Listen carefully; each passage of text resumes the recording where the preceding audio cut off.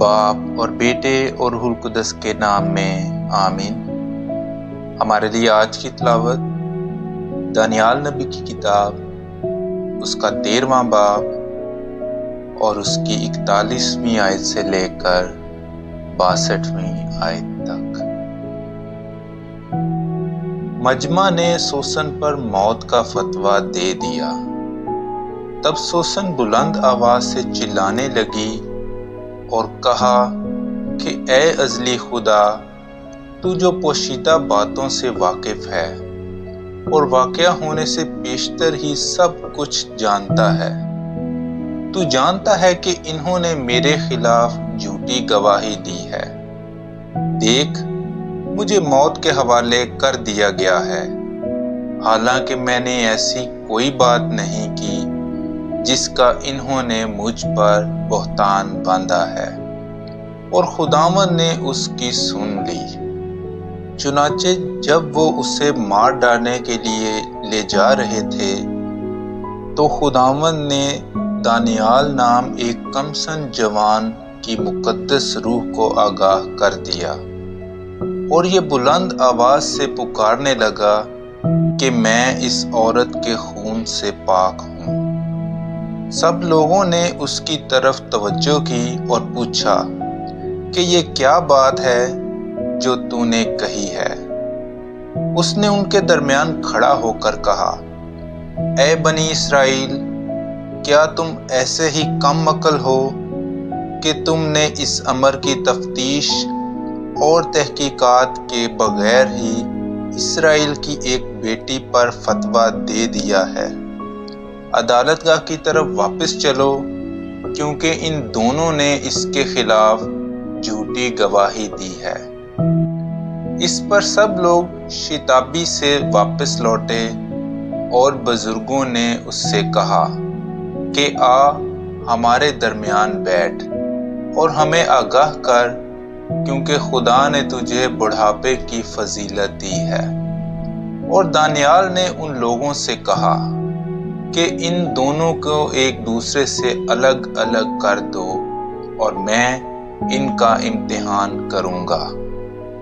جب وہ ایک دوسرے سے الگ کر دیے گئے تو اس نے ان میں سے ایک کو بلایا اور اس سے کہا، اے تو جو ہر روز شرارت کرتے کرتے عمر درازی تک پہنچ گیا ہے، جو گناہ تو پہلے کرتا رہا ہے ان کی بھی تجھے اب سزا ملے گی، یعنی کہ تو نے ظلم کے مقدمے کیے اور تو نے بے گناہوں پر فتویٰ دیا اور مجرموں کو چھوڑ دیا، حالانکہ خدا نے فرمایا کہ تم بے گناہوں اور صادقوں کو قتل نہ کرو۔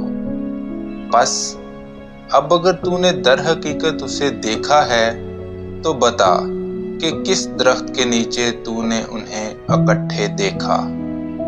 اس نے کہا کہ مستگی کے درخت کے نیچے۔ اس پر دانیال نے کہا کہ تو نے اپنے ہی سر کے خلاف خوب جھوٹ بولا ہے، کیونکہ دیکھ، خدا کے فرشتے نے خدا سے حکم پایا ہے کہ تجھے 2 حصوں میں کاٹ ڈالے۔ پھر اس نے اسے ایک طرف کر دیا اور دوسرے کو پیش کرنے کا حکم دیا، اور اس سے کہا، اے تو کہ کنعان کی نسل سے ہے، نہ کہ یہودا کی، حسن نے تجھے دھوکہ دیا ہے اور شہوت نے تیرے دل کو شرارت کے حوالے کر دیا ہے۔ تم اسرائیل کی بیٹیوں سے اسی طرح کرتے رہے ہو، اور وہ ڈر کے مارے تم سے ملتی رہیں، لیکن یہودا کی اس بیٹی نے تمہاری شرارت کی برداشت نہیں کی۔ بس اب مجھے بتا کہ کس درخت کے نیچے تو نے انہیں اکٹھے پایا؟ اس نے کہا کہ بلوت کے نیچے۔ دانیال نے اس سے کہا کہ تو نے بھی اپنے ہی سر کے خلاف خوب جھوٹ بولا ہے، کیونکہ خدا کا فرشتہ تلوار لیے ہوئے آمادہ ہے کہ تجھے 2 حصوں میں کاٹ ڈالے۔ اور تم دونوں کو ہلاک کر دے۔ اس پر تمام مجمع بلند آواز سے نعرہ مارنے لگا اور انہوں نے خدا کو مبارک کہا جو اپنے بھروسہ رکھنے والوں کو بچا لیتا ہے۔